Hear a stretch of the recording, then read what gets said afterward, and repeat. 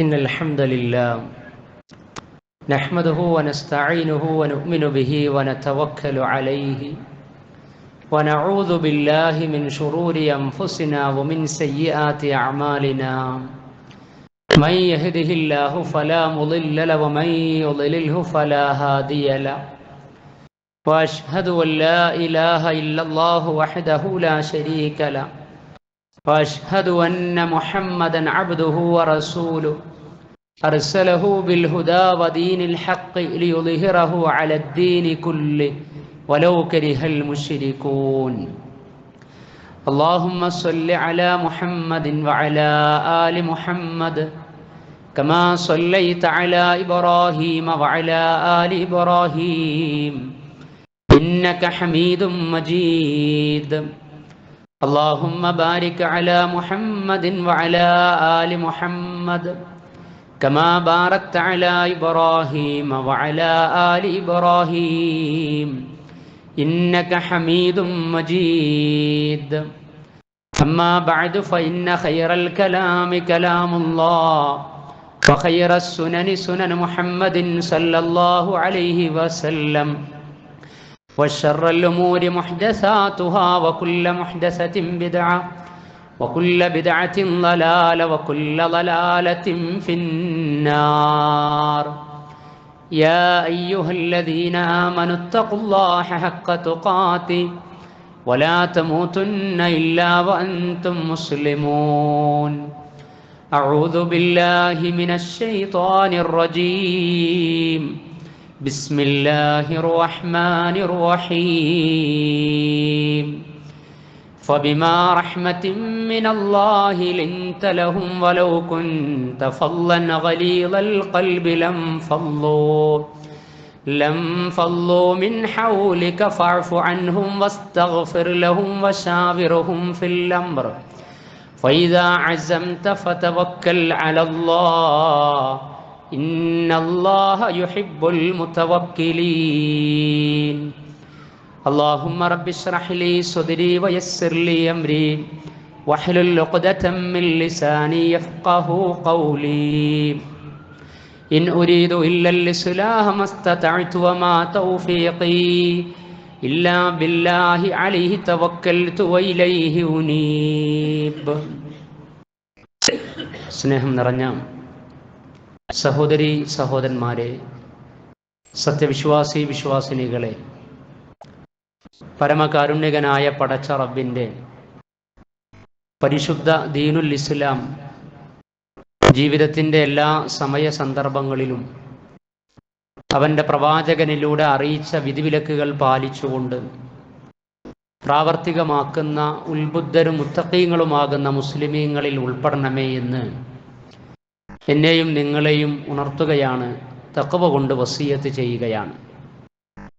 അല്ലാഹു സുബ്ഹാനഹു വ തആലയുടെ ഇഷ്ടം സമ്പാദിക്കാൻ സാധിക്കുന്ന സന്മാർഗ വഴിയിലൂടെ മരിക്കുന്നത് വരെ സഞ്ചരിക്കുവാനുള്ള സൗഭാഗ്യവും സന്നദ്ധതയും സന്മനസ്സും സൽക്കർമ്മനിരതയും അല്ലാഹു നമുക്കേവർക്കും നൽകി അനുഗ്രഹിക്കുമാറാകട്ടെ. വിശുദ്ധ ഖുർആനിലെ 3-ാം അധ്യായം സൂറത്തു ആലി ഇംറാനിലെ 159-ാമത്തെ ആയത്താണ് ആമുഖമായി എന്നെയും നിങ്ങളെയും ഓതിക്കേൽപ്പിച്ചിട്ടുള്ളത്. ഇസ്ലാമിക സമൂഹം എല്ലായ്പ്പോഴും മാതൃക സ്വീകരിക്കേണ്ടത് ഏത് വിഷയത്തിലായിരുന്നാലും പ്രവാചകൻ സല്ലല്ലാഹു അലൈഹി വസല്ലമയിൽ നിന്നായിരിക്കണം.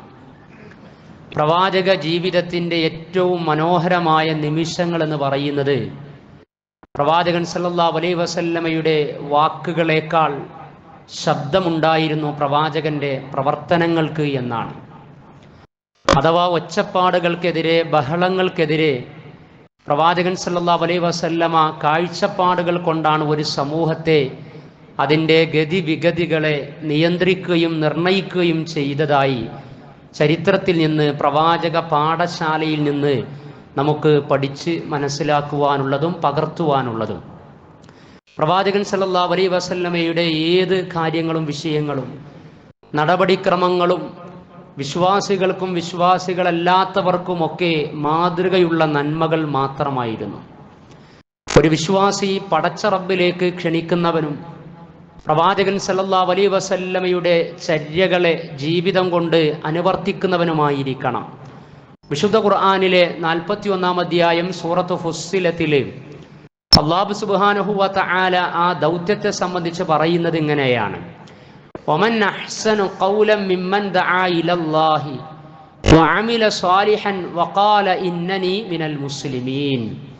അഥവാ മുസ്ലിമാണ് എന്ന് പറയുന്നതിൽ അഭിമാനം കൊള്ളുന്ന ആളുകളൊക്കെ ആദ്യമേ പറയേണ്ടതും നിർവഹിക്കേണ്ടതും എന്താണ്? അള്ളാഹുവിലേക്ക് വിളിക്കുന്നവനേക്കാൾ ഏറ്റവും നല്ല വാക്ക് പറയുന്നവൻ ആരുണ്ട്? പക്ഷെ അതെങ്ങനെയാണ് നമ്മൾ പറയേണ്ടത്? അത് വാക്കുകളിൽ മാത്രം ഒതുക്കിയാൽ മതിയോ? അതല്ല. വഅമില സ്വാലിഹൻ, സൽക്കർമ്മങ്ങൾ പ്രവർത്തിച്ചുകൊണ്ട്, എന്തെങ്കിലുമൊക്കെ നിർവഹിച്ചുകൊണ്ട് എന്നല്ല, മറിച്ച് നിർവഹിക്കുന്നതൊക്കെ സൽക്കർമ്മങ്ങളാക്കി തീർത്തുകൊണ്ട്, അങ്ങനെയാണ് വഖാല ഇന്നനി മുസ്ലിമീൻ, ഞാൻ മുസ്ലിങ്ങളിൽ ഉൾപ്പെട്ടവനാകുന്നു എന്ന് നമ്മൾ പറയേണ്ടത്. പ്രവാചകൻ സല്ലല്ലാഹു അലൈഹി വസല്ലമ അങ്ങനെയായിരുന്നു. പ്രവാചകന്റെ ദഅവാ ജീവിതം, പ്രവാചകന്റെ കുടുംബജീവിതം, അതേപോലെ തന്നെ പ്രവാചകൻ സല്ലല്ലാഹു അലൈഹി വസല്ലമയുടെ ബഹുസ്വര ജീവിതം, പ്രവാചകന്റെ ജീവിതത്തിലെ എ ടു സെഡ് നിമിഷങ്ങളെല്ലാം മറ്റുള്ള ആളുകൾക്ക് ഏറെ ഗുണകാംക്ഷയോടെ മനസ്സിലാക്കുവാനും ചിന്തിപ്പിക്കുവാനും കഴിയുന്ന വിധത്തിലായിരുന്നു എന്ന് അല്ലാഹു സുബ്ഹാനഹു വ തആല അവൻ്റെ ആയത്തുകളിലൂടെയും അതേപോലെ തന്നെ പ്രവാചകൻ സല്ലല്ലാഹു അലൈഹി വസല്ലമയുടെ സ്വഭാവ സവിശേഷതകൾ പങ്കുവെക്കുന്ന ഹദീസുകളിലൂടെയും ഒക്കെ നമുക്ക് മനസ്സിലാക്കുവാൻ കഴിയും. അതുപോലെ തന്നെ ചരിത്രങ്ങളിൽ നിന്നും എമ്പാടും പാഠങ്ങൾ അവിഷേകമായി നമുക്ക് ലഭിക്കുകയും ചെയ്യും. ഞാൻ ആമുഖമായി ഓതി വെച്ച ആയത്ത് വിശുദ്ധ ഖുർആനിലെ 3-ാം അധ്യായം സൂറത്ത് ആൽ ഇംറാനിലെ 159-ാമത്തെ ആയത്താണ്. പ്രവാചകൻ സല്ലല്ലാഹു അലൈഹി വസല്ലമയോട് അല്ലാഹു സുബ്ഹാനഹു വ തആല പറയാൻ, അഥവാ പ്രവാചകനിലുള്ള ചില ഗുണവിശേഷണങ്ങളെക്കുറിച്ച് അല്ലാഹു സുബ്ഹാനഹു വ തആല അറിയിക്കുകയാണ്.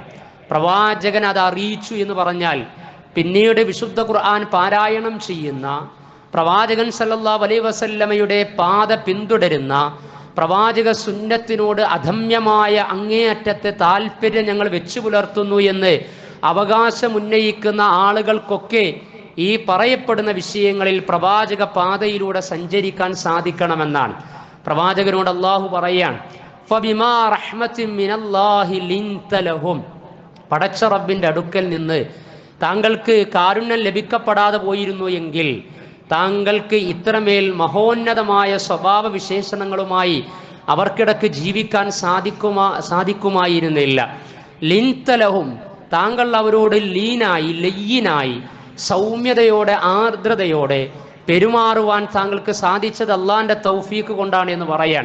അപ്പോൾ പ്രവാചകൻ സല്ലല്ലാഹു അലൈഹി വസല്ലമയുടെ വ്യക്തിത്വം എന്ന് പറയുന്നത്, പ്രവാചകന്റെ സ്വഭാവം എന്ന് പറയുന്നത് എല്ലാവരെയും ഉൾക്കൊള്ളുന്ന വിധത്തിലായിരുന്നു, ആർദ്രതയുള്ള രൂപത്തിലായിരുന്നു.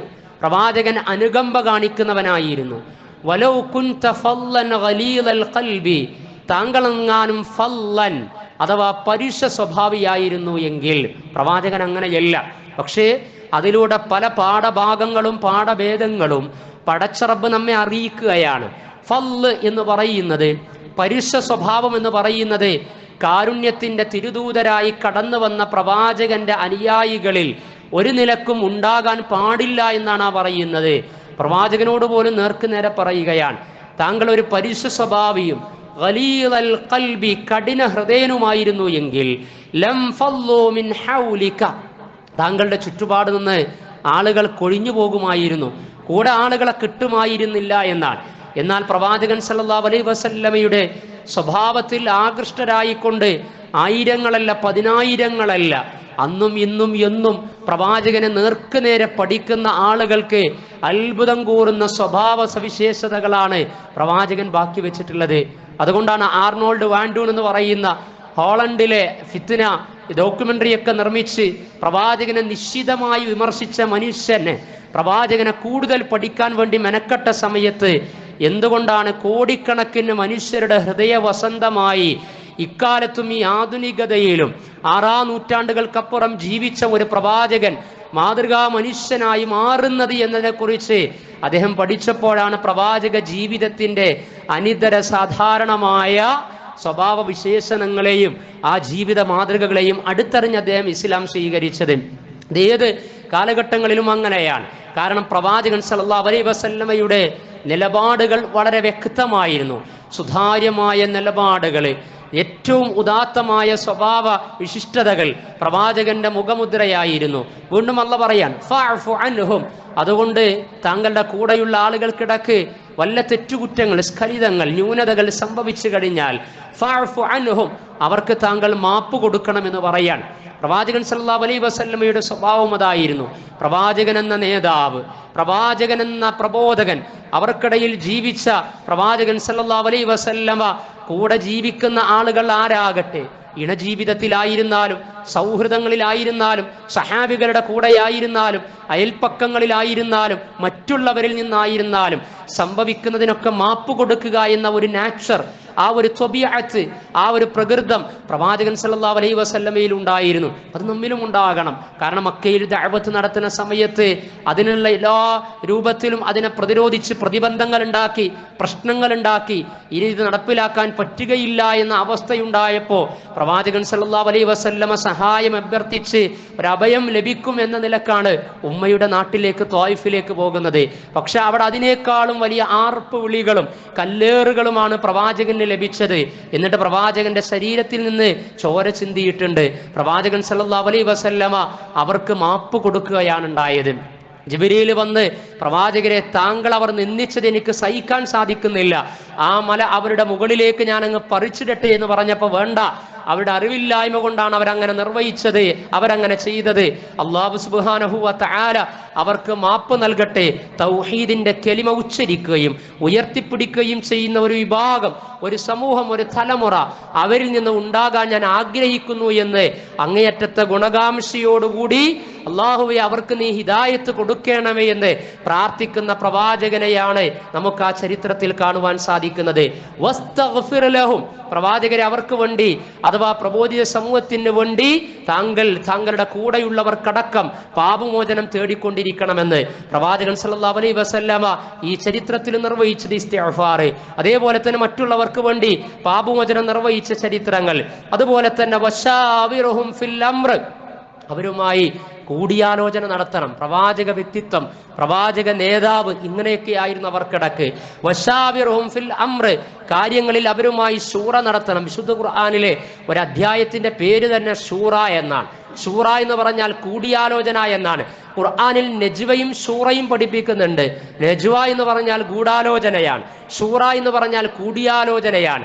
നമ്മൾ നമ്മുടെ അയൽപ്പക്ക ബന്ധങ്ങളിലും കുടുംബഘടനകളിലും സൗഹൃദങ്ങളിലും സംഘടനാ രംഗങ്ങളിലും സാമൂഹിക ജീവിതത്തിന്റെ മറ്റു മേഖലകളിലും അതേപോലെ തന്നെ ഉപജീവനത്തിന്റെയും ബിസിനസിന്റെയും സാമ്പത്തിക രംഗങ്ങളിലുമൊക്കെ നമ്മൾ ശൂറയാണോ പ്രോത്സാഹിപ്പിക്കുന്നത്, അതല്ല നെജ്വ ഗൂഢാലോചനയാണോ പ്രോത്സാഹിപ്പിക്കുന്നത് എന്ന് നമ്മൾ ആലോചിക്കേണ്ടതുണ്ട്. എന്നാൽ വിശുദ്ധ ഖുർആൻ അറിയിക്കുന്നത് നിങ്ങൾ എപ്പോഴും ആളുകൾക്കിടക്ക്, ജനങ്ങൾക്കിടക്ക്, അതേപോലെ തന്നെ കുടുംബത്തിനിടക്ക്, ദാമ്പത്യത്തിനിടക്ക്, മക്കളുമായിട്ടൊക്കെ നിങ്ങൾ കൂടിയാലോചനകൾ നടത്തിക്കൊണ്ടിരിക്കണം. വശാവിറുഹും ഫിൽ അംർ എന്നാണ്. പ്രവാചകൻ സല്ലല്ലാഹു അലൈഹി വസല്ലം പോലും സഹാബികളോട് ബദറിന്റെ വിഷയത്തിൽ, ഉഹുദിന്റെ വിഷയത്തിൽ, ഖന്തഖിന്റെ വിഷയത്തിൽ ഞാൻ പ്രവാചകനാണ്, ഞാൻ നേതാവാണ്, ഞാൻ പറഞ്ഞത് നിങ്ങൾ അങ്ങ് അനുസരിച്ചാൽ മതി, എനിക്കാണ് വഹി ലഭിക്കുന്നത്, അതിലുപരി ഒരു അഭിപ്രായം നിങ്ങൾ ഇന്ന വിഷയത്തിൽ പറയേണ്ടതില്ല എന്ന് ഭൗതികമായിട്ടുള്ള ഹിക്മത്തുകളുടെ കാര്യത്തിൽ, ഭൗതികമായ ചില വിഷയങ്ങളുടെ കാര്യത്തിൽ ചില സാധുതകളും സാധ്യതകളും തൻ്റെ സഹാബികൾ അനുചരന്മാർ പങ്കുവെക്കുമ്പോൾ അതിനെ പാടെ തള്ളി നിഷേധിച്ച് മാറ്റിവെച്ചുകൊണ്ട് തൻപോരിമ കാണിക്കുന്ന ഒരു നേതാവിനെയല്ല വിശുദ്ധ ഇസ്ലാം പരിചയപ്പെടുത്തിയത് പ്രവാചകനിലൂടെ. മറിച്ച് ഖന്തഖിന്റെ വേളയിൽ സൽമാനുൽ ഫാരിസി, അന്യനാട്ടുകാരനാണ്, ഇസ്ലാമിക വൃത്തത്തിലേക്ക് കടന്നു വന്ന് സൽമാനുൽ ഫാരിസി പേർഷ്യൻ യുദ്ധതന്ത്രമുറകളെ പരിചയപ്പെടുത്തിയപ്പോൾ നമുക്ക് ഈ സമയത്ത് കിടങ്ങ് നിർമ്മിക്കാം എന്ന് പറഞ്ഞപ്പോൾ പ്രവാചകൻ സല്ലല്ലാഹു അലൈഹി വസല്ലമ അതൊരു നല്ല ആശയമാണ് എന്ന് ആ കൂടിയാലോചനയിൽ സൽമാനുൽ ഫാരിസിയുടെ അഭിപ്രായത്തിന് പ്രവാചകൻ മുൻഗണന കൊടുക്കുകയാണ്. ഇങ്ങനെ ഏത് ചരിത്രം എടുത്തു നോക്കിക്കഴിഞ്ഞാലും സഹാബികൾക്ക് സ്ഥാനം കൊടുത്തിരുന്നു. അതേപോലെ തന്നെ കുടുംബജീവിതത്തിൽ തൻ്റെ പ്രിയതമകളുമായി കൂടിയാലോചന നടത്തിയിരുന്നു എന്നാണ്. നമ്മൾ പരസ്പരം സംസാരിക്കാതെ സഹവസിക്കുന്നുണ്ട്, നമ്മൾ സല്ലപിക്കുന്നുണ്ട്, നമ്മൾ സംസാരിക്കുന്നുണ്ട് നമ്മൾ, പക്ഷേ കൂടിയാലോചനകൾക്ക് പ്രഥമ പരിഗണന കൊടുത്തുകൊണ്ട് ബന്ധങ്ങൾ ആ ഒരർത്ഥത്തിൽ കൂട്ടിച്ചേർക്കുന്ന നിലപാടുകൾ നമുക്കുണ്ടാകുന്നുണ്ടോ എന്ന് നമ്മൾ ആലോചിക്കേണ്ടതുണ്ട്.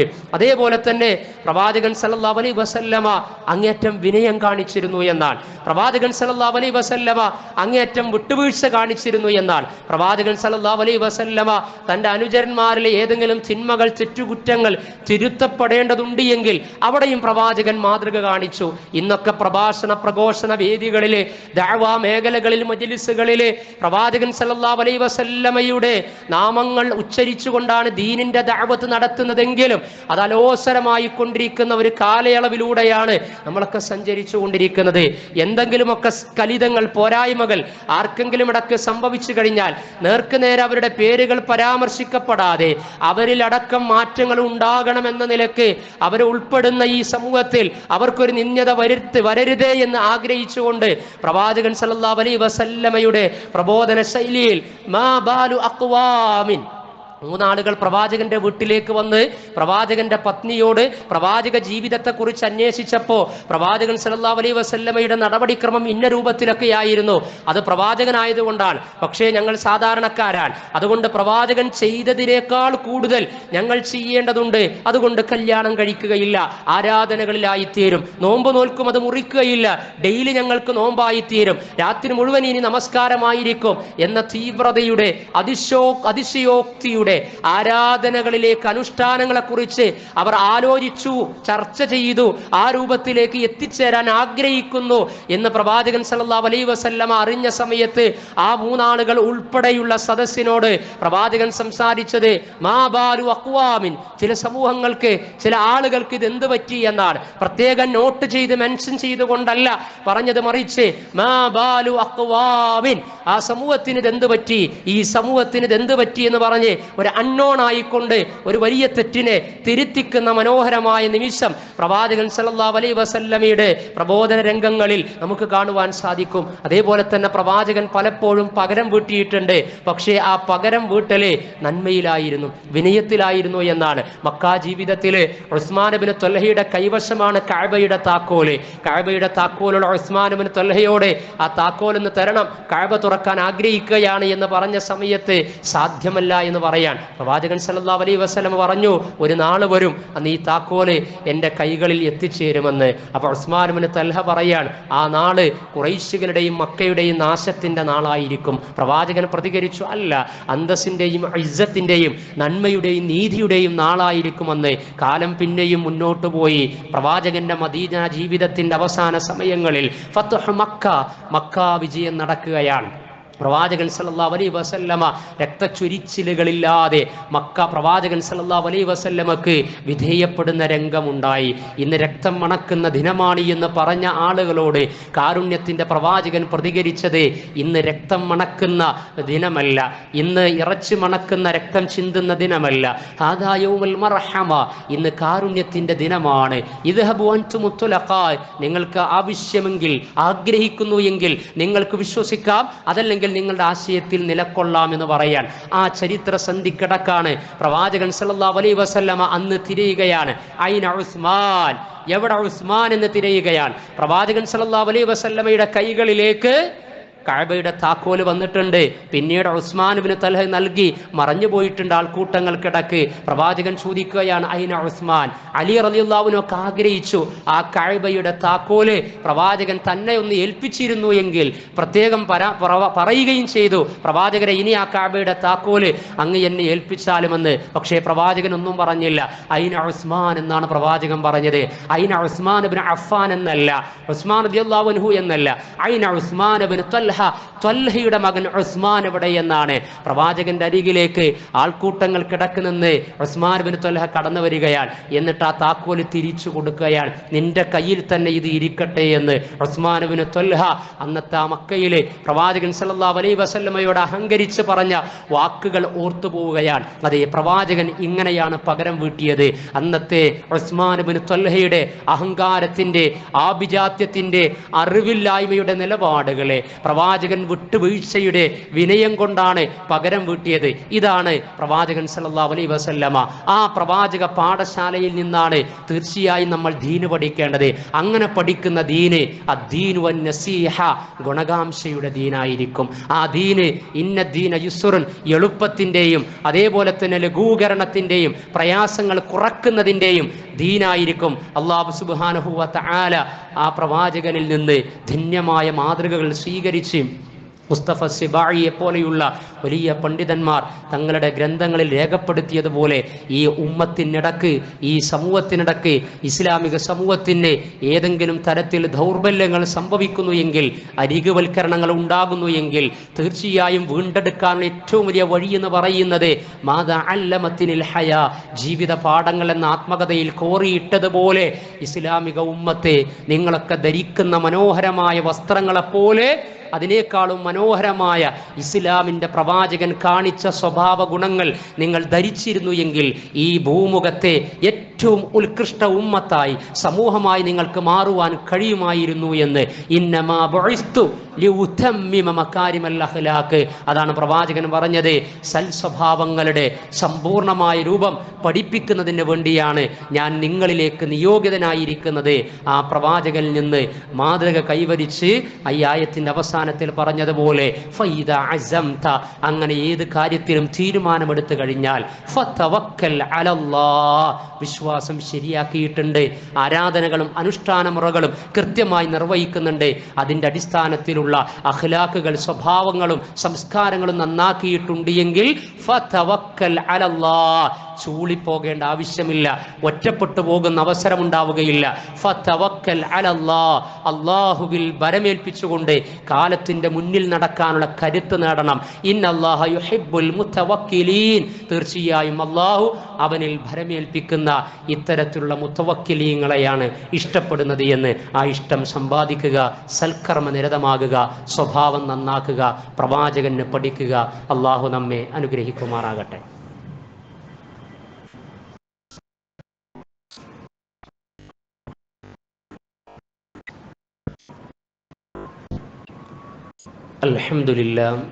അൽഹംദുലില്ലാഹി റബ്ബിൽ ആലമീൻ, അസ്സലാത്തു വസ്സലാമു അലാ റസൂലിഹിൽ കരീം വഅലാ ആലിഹി വസഹ്ബിഹി വമൻ തബിഅഹും ബിഇഹ്സാനിൻ ഇലാ യൗമിദ്ദീൻ. സ്നേഹം നിറഞ്ഞ സഹോദരന്മാരെ, സത്യവിശ്വാസികളെ, അല്ലാഹുവിൻ്റെ ദീനി വിധിവിലക്കുകളെ പ്രവാചക ചര്യ അനുസരിച്ചുകൊണ്ട് ജീവിതത്തിൽ പ്രാവർത്തികമാക്കി മുത്തബിഉ സുന്നകളായി ഈ ലോകത്തോട് വിട പറയുന്ന സൽക്കർമ്മകാരികളും വിവേകികളുമായ വിശ്വാസികളിൽ ഉൾപ്പെടണമേ എന്ന് രണ്ടാമതൊരിക്കൽ കൂടി എന്നെയും നിങ്ങളെയും ഉണർത്തുകയാണ്, ഓർമ്മപ്പെടുത്തുകയാണ്. അള്ളാഹു നമ്മെ അനുഗ്രഹിക്കുമാറാകട്ടെ. മാതൃകാ ജീവിതം കാഴ്ചവെച്ച പ്രവാചകൻ സല്ലല്ലാഹു അലൈഹി വസല്ലമ വിശ്വാസികളോട് അങ്ങേയറ്റത്തെ കാരുണ്യം കാണിച്ച് കടന്നുപോയ മഹാമനീഷിയാണ്.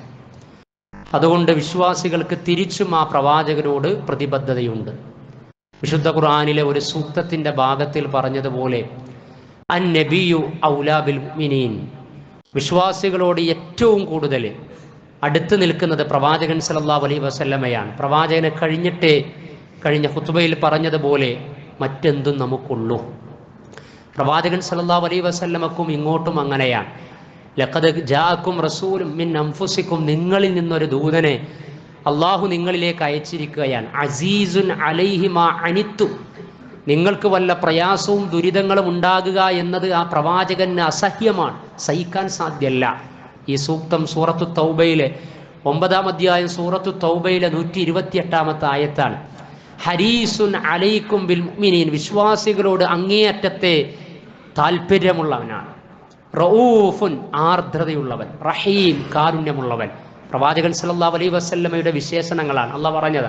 റഊഫ്, ആർദ്രതയുള്ളവൻ. റഹീം, കാരുണ്യമുള്ളവനാണ്. അപ്പം അത്രമേൽ നല്ല ബന്ധം കാഴ്ചവെച്ച് നല്ല പാത നമുക്ക് കാണിച്ചു തന്ന പ്രവാചകൻ സല്ലല്ലാഹു അലൈഹി വസല്ലമയെ നമ്മൾ സ്നേഹിക്കേണ്ടത്, നമ്മൾ എപ്പോഴും ഓർക്കേണ്ടത് പ്രവാചകന്റെ ചെറുതും വലുതുമായ എല്ലാ ചര്യകളും പ്രാവർത്തികമാക്കിക്കൊണ്ടാണ്. ലാ തഹ്ഖിറന്ന മിനൽ മഅറൂഫി ശൈഅ വലൗ അൻ തൽഖാ അഖാക ബിവജ്ഹിൻ തലീഖ്. എത്ര വണ്ടർഫുള്ളാണ്, എത്ര അത്ഭുതമാണ്!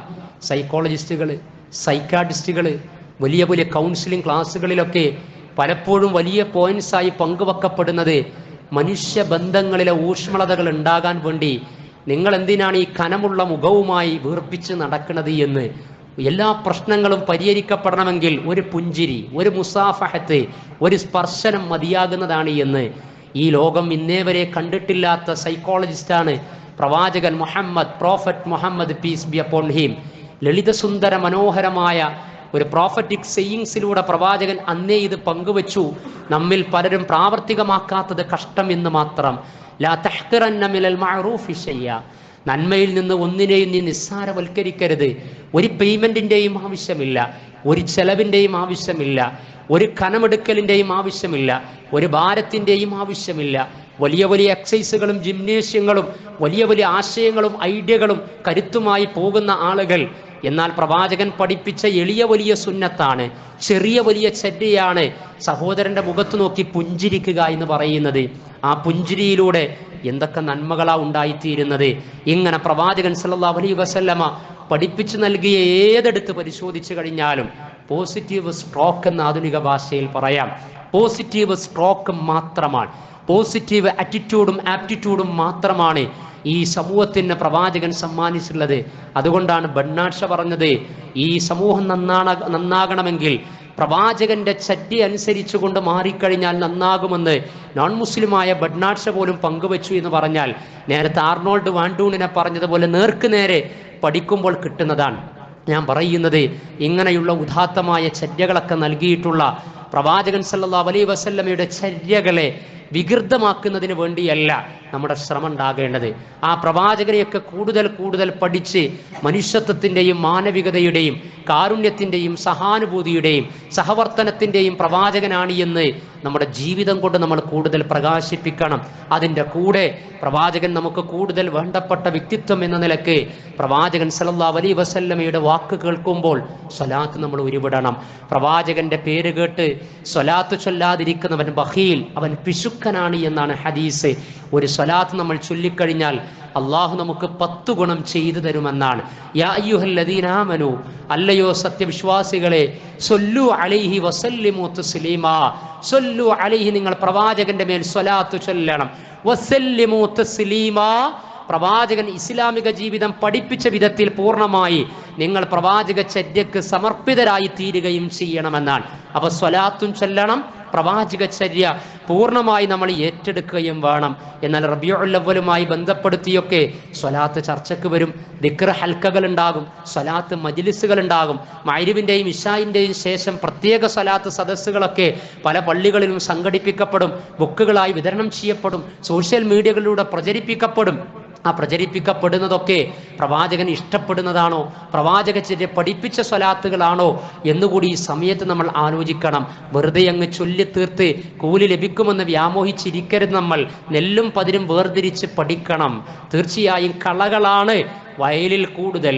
പ്രവാചക ചര്യ എന്ന പേരിൽ പ്രവാചക ചര്യയുടെ വയലേലകളിൽ, പ്രവാചക ചര്യയുടെ പാടശേഖരങ്ങളിൽ വിളകൾ കളകൾ കൂടിയിട്ടുള്ള കാലത്താണ് നമ്മൾ പ്രവാചകനെ കുറിച്ച് സംസാരിച്ചു കൊണ്ടിരിക്കുന്നത്. അതുകൊണ്ട് തിരിച്ചറിവ് നമുക്കുണ്ടാകണം. താജു സ്വലാത്ത് എന്ന പേരിൽ, കമാലിയ സ്വലാത്ത് എന്ന പേരിൽ, നാരിയ സ്വലാത്ത് എന്ന പേരിൽ പല പല സ്വലാത്തുകളും അടിച്ചിറക്കപ്പെടുമ്പോൾ നമുക്ക് പ്രതിരോധിക്കാൻ കഴിയണം. ഞങ്ങൾക്ക് സ്വലാത്ത് ഇബ്രാഹിമിയ മതി എന്ന് മയ്യത്ത് നമസ്കാരത്തിലും ജമാഅത്ത് നമസ്കാരത്തിലും സുന്നത്ത് നമസ്കാരത്തിലും റവാത്തിബ് നമസ്കാരത്തിലും പെരുന്നാൾ നമസ്കാരങ്ങളിലും എല്ലാ നമസ്കാരങ്ങളിലും അതല്ലാത്ത സമയത്തും ഒരു സ്വലാത്ത് ചൊല്ലിയാൽ 10 ഗുണം ലഭിക്കുന്ന ബുഖാരി മുസ്ലിം ഒക്കെ റിപ്പോർട്ട് ചെയ്ത് പ്രവാചകൻ പഠിപ്പിച്ച സ്വലാത്തുണ്ട്. ആ സ്വലാത്ത് തന്നെ ചൊല്ലാൻ സമയമില്ലാത്ത രൂപത്തിലാണ് ഞങ്ങൾ. ഇതല്ലാത്ത ഒരു സ്വലാത്ത് ഞങ്ങളെ പഠിപ്പിച്ച് പ്രയാസമുണ്ടാക്കരുതേ എന്നാണ് നമ്മൾ പ്രതികരിക്കേണ്ടത്. അല്ലാഹുമ്മ സ്വല്ലി അലാ മുഹമ്മദിൻ വഅലാ ആലി മുഹമ്മദ് കമാ സ്വല്ലൈത അലാ ഇബ്രാഹീമ വഅലാ ആലി ഇബ്രാഹീം എന്ന് ഇനി ജുമുഅയുടെ 2 റക്അത്ത് നമസ്കരിക്കുമ്പോൾ അവസാനത്തെ തഹിയാത്തിൽ നമ്മൾ ചൊല്ലുന്ന സ്വലാത്ത് ഉണ്ടല്ലോ, ആ സ്വലാത്ത് നമുക്ക് എവിടെ വെച്ചും ചൊല്ലാവുന്നതാണ്. ആ സ്വലാത്താണ് ചൊല്ലേണ്ടത്. അതിൻ്റെ മിനിമം രൂപമാണ് പ്രവാചകന്റെ പേര് കേൾക്കുമ്പോൾ മുഹമ്മദ് എന്ന പേര് കേൾക്കുന്ന സമയത്ത് ഉച്ചത്തിലൊക്കെ പറഞ്ഞ് ആളാകേണ്ട ആവശ്യമില്ല, മറിച്ച് നമ്മുടെ മനസ്സിൻ്റെ ഉള്ളറകളിൽ ഉണ്ടാകണം. പ്രവാചകനോടുള്ള അദമ്യമായ സ്നേഹത്തിൻ്റെ അടിസ്ഥാനത്തിലും പുണ്യം പ്രതീക്ഷിച്ചുകൊണ്ടും സല്ലല്ലാഹു അലൈഹി വസല്ലം എന്ന് തീർച്ചയായിട്ടും മുത്തബിഉ സുന്നകൾ പ്രവാചകചര്യ അനുധാവനം ചെയ്യുന്ന മുസ്ലിമീങ്ങൾ പറയണം. അതുകൊണ്ട് സ്വലാത്തില്ലാത്തവരായി മാറരുത്, എന്നാൽ ഇല്ലാത്ത സ്വലാത്ത് പഠിപ്പിക്കുന്നവരും ചൊല്ലുന്നവരുമായി നമ്മൾ മാറരുത്. ഈ ദീനിനെ എക്സ്ട്രീം ആക്കിയിട്ടും പോകരുത്, ജീർണതയിലേക്കും കൊണ്ടുപോകരുത്. ഉമ്മത്തം വസത്ത എന്ന പഠിപ്പിക്കപ്പെട്ട പ്രമാണങ്ങളിലെ ചര്യകളും അനുഷ്ഠാനങ്ങളും ദിക്ർ ദുആകളും പ്രാർത്ഥനകളും ഒക്കെ പഠിപ്പിച്ചുകൊണ്ടുള്ള ആത്മീയ വസന്തമാണ് നമ്മുടെ ഇസ്ലാമിക ജീവിതത്തിൽ ഉണ്ടാകേണ്ടത്. പ്രവാചകൻ സല്ലല്ലാഹു അലൈഹി വസല്ലമ അപ്രകാരം അറിയിച്ചു തന്ന ഒന്നിനെയും ലഘുവാക്കി തീർക്കാതെ അതെല്ലാം ജീവിതത്തിൻ്റെ കൂടെ കൊണ്ടു നടക്കുന്ന യഥാർത്ഥ വിശ്വാസികളിൽ, മുസ്ലിമീങ്ങളിൽ, മുത്തബിഉ സുന്നകളിൽ, മുവഹിദുകളിൽ, മുഅ്മിനീങ്ങളിൽ അള്ളാഹു നമ്മെ ഉൾപ്പെടുത്തുമാറാകട്ടെ. അള്ളാഹുവേ, ഞങ്ങളുടെ എല്ലാ കർമ്മങ്ങളെയും നീ സ്വീകരിക്കണമേ നാഥ. പ്രാമാണികമായ പ്രതലത്തിൽ നിന്നുകൊണ്ട് ഇസ്ലാമിക ജീവിതത്തെ മുന്നോട്ട് നീക്കുന്ന ഉൽബുദ്ധരിൽ, വിവേകമതികളിൽ ഞങ്ങളെ നീ ചേർക്കണമേ നാഥ. അള്ളാഹുവേ, ലാ ഇലാഹ ഇല്ലല്ലാഹ് മുഹമ്മദുർ റസൂലുള്ള മുഖമുദ്രയാക്കി മരിക്കുവോളം ഇരു ഷഹാദത്തുകളോടും നീതി പുലർത്തിക്കൊണ്ട് മുന്നോട്ട് പോയി ലാ ഇലാഹ ഇല്ലല്ലാഹ് കലിമ ഉച്ചരിച്ചുകൊണ്ട് ഈ ലോകത്തോട് വിട പറയുന്ന വിശ്വാസികളിൽ ഞങ്ങളെ നീ ഉൾപ്പെടുത്തണമേ നാഥ. അള്ളാഹുവേ, ഞങ്ങളുടെ ഹലാലായ ഉദ്ദേശ ലക്ഷ്യങ്ങളെ നീ സഫലമാക്കി തരണമേ. ഞങ്ങളുടെ ഉപജീവനത്തിന് കൂടുതൽ നീ സാധ്യത നൽകണമേ നാഥ. അള്ളാഹുവേ, ബാധിച്ച അസുഖങ്ങൾക്ക് ശമനം നൽകുന്ന ഷാഫിയാണ് നാഥ. നീ പൂർണ്ണമായ ശമനം നൽകണമേ. ഞങ്ങൾ തേടിക്കൊണ്ടിരിക്കുന്ന ഉപയോഗപ്പെടുത്തിക്കൊണ്ടിരിക്കുന്ന ചികിത്സകൾ ഞങ്ങളുടെ രോഗത്തിൻ്റെ ശമനങ്ങളുടെ നിമിത്തമാക്കി തീർക്കണമേ നാഥ. അള്ളാഹുവേ, സഹിക്കാവുന്നതിലപ്പുറമുള്ള വേദനകളെ തൊട്ട് ഞങ്ങൾക്ക് നീ സംരക്ഷണവും ശമനവും നൽകണമേ നാഥ. അള്ളാഹുവേ, ഞങ്ങളെ കണ്ണീരിലാഴ്ത്തി വേണ്ടപ്പെട്ട പലരും മരിച്ചു പിരിഞ്ഞു. അള്ളാഹുവേ, അവർക്ക് നീ മഗ്ഫിറത്ത് നൽകണമേ നാഥ. ഞങ്ങളാക്കി മാറ്റുന്നതിൽ അഹോരാത്രം പരിശ്രമിച്ച വല്ലായ്മയുടെയും ഇല്ലായ്മയുടെയും കാലത്ത് ഞങ്ങൾക്കെല്ലാം പകുത്തു നൽകിയിട്ടുള്ള ഞങ്ങളുടെ മാതാപിതാക്കൾ, വല്യുമ്മമാർ, വല്യുപ്പമാർ, അള്ളാഹുവേ, അവർക്കൊക്കെ നീ മഗ്ഫിറത്ത് നൽകണമേ. അവരുടെ ബർസഖിയായ ജീവിതം നീ സ്വർഗീയ ആനന്ദത്തിലാക്കി തീർക്കണമേ നാഥ.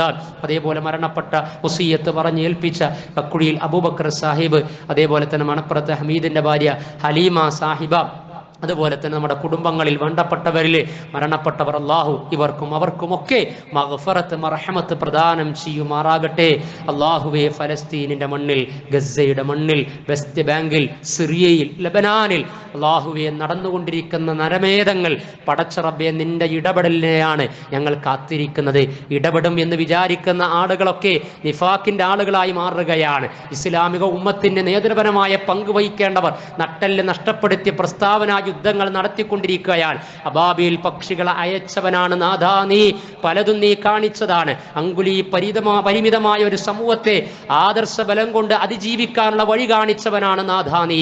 ഈ ഉമ്മത്ത് നിന്നിലേക്ക് കേഴുകയാണ്, നിന്നോട് യാചിക്കുകയാണ്. അള്ളാഹുവേ, ഇനിയും ഈ കോലത്തിൽ ഫലസ്തീൻ ഗസ പ്രശ്നം മുന്നോട്ട് പോയി കഴിഞ്ഞാൽ ആഗോളതലത്തിൽ തന്നെ ഭയചകിതമായ അന്തരീക്ഷങ്ങളും പ്രശ്നങ്ങളുമായി മാറുമോ എന്ന് ഞങ്ങൾ ഭയപ്പെടുകയാണ്. അള്ളാഹുവേ, ഞങ്ങളിലെ ചില ആളുകളുടെ നിസ്സംഗത കൊണ്ട്, അധികാരം ലഭിച്ച ആളുകളുടെ ഉദാസീനത കൊണ്ട് ഈ ഉമ്മത്തിനെ മൊത്തത്തിൽ നീ പരീക്ഷിക്കുന്ന അവസ്ഥയിലേക്ക് എത്തിക്കരുതേ നാഥ.